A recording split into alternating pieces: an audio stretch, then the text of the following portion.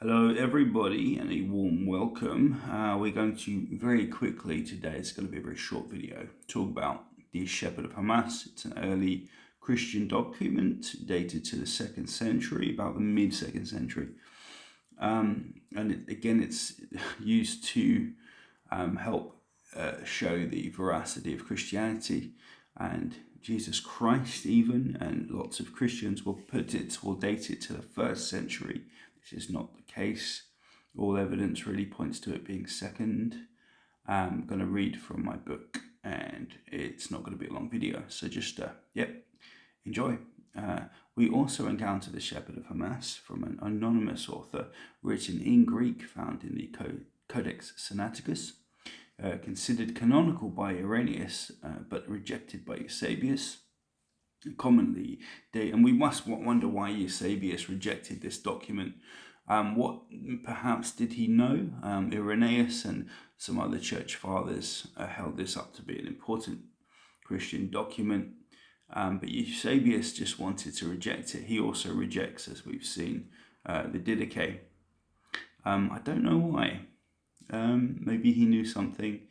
Maybe this wasn't good enough evidence for him. We'll see that it's not really evidence so much for an historical Jesus at all. But yeah, let's continue anyway. Commonly dated to the early to mid-2nd century, probably more likely around the say 150, 140, 150. If you take a look online, it's purportedly another early Christian document, but it is an allegorical work. It does not contain the words of Jesus, nor even the words Jesus or Christ, Christian, nor crucifixion, resurrection, or any names of the apostles, nor Mary, and has no relationship to the gospel accounts whatsoever. Though the word flesh does appear, which is important, some Christians do regard as important. It's a threefold structure, comprises visions, mandates, and parables, and does have a solid moral doctrine. However, it's a very ethical and moral document. But no relevant evidence of Jesus' historicity can be gleaned from this early text. Even its parables, similitudes as they're called, are different stories, longer, more allegorical, and only a few can even loosely be said to be similar to the Christian works. It is extremely likely that this text, given the total lack of any gospel history or teaching, could have been a form of Gnostic document, and with pagan origins. Hermes is depicted as a shepherd and has many parables, and Hermes and Jesus Christ already have lots of parallels. They seem to be quite similar. The shepherd motif is very common among Hermes, and the idea of the Shepherd of Hermas, a bit of a giveaway there. Hermes is often depicted in Greek art with a lamb. So we also have that. Hermes depicted as a shepherd in a parable is correct. Yeah, it's also interesting that that church or ecclesia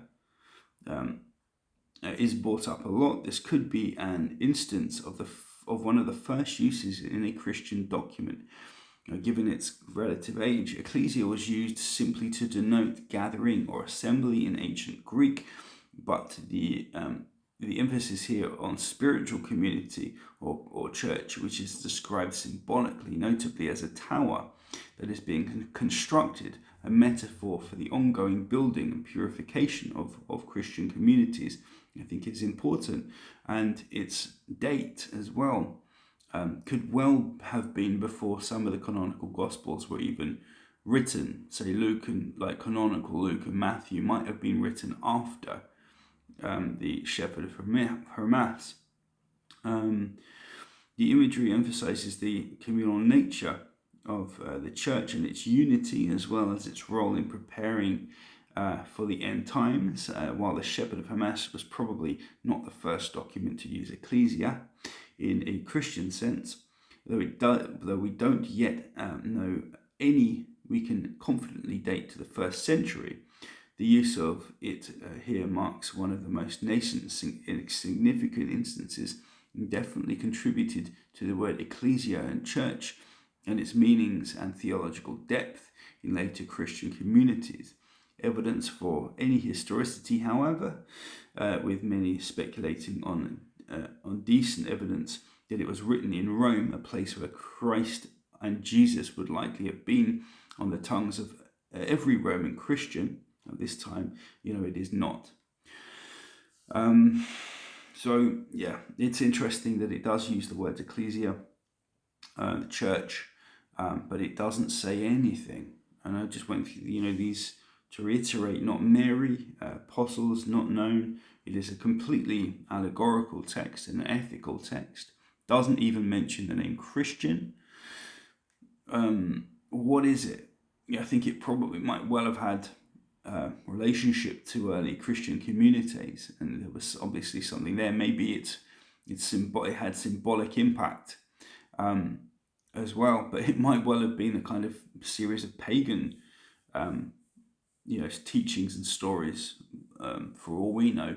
And the fact that even its parables in structure are not really the same. There are a couple of parables that are similar. The slave and the master, there's trees and fruit and so on, the parable of the tower, but there's not anything really substantially, even in a sense of parables that really relate to parables we find in the New Testament. So yeah, just gonna leave that there for you. Again, many Christians will surmise that this is a first century document. Not the case as far as we can tell. But anyway, so I'm going to be starting to really grow the length of these videos in upcoming videos, and going through the early attestations in pagan documents for Jesus Christ, really going through them in depth, probably doing them in little chapters so I can splodge them all together at the end and make them into kind of more significant, larger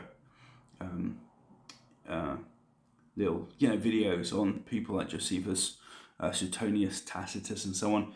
I'm going to talk about Hebrews probably tomorrow, just very quickly. And again, I really want to just build this information that I've been putting together for years now. Much of it is out there already. So much of this is out there already. I'm just trying to add certain insights and inflections that I've found that might be useful in building stronger arguments for our ability here to understand this Christian literature and begin to recapitulate it in the format that it was supposed to be taught in mystery schools, in esoteric Christianity as well, and certain schools that exist to this day, I'm sure, that know more about what Christ really meant, and the female Gnostic female aspects of Christ, and the goddess traditions that had huge influences in the pagan world, and that did in some way make it into the New Testament, but were heavily distorted because everything had to become male.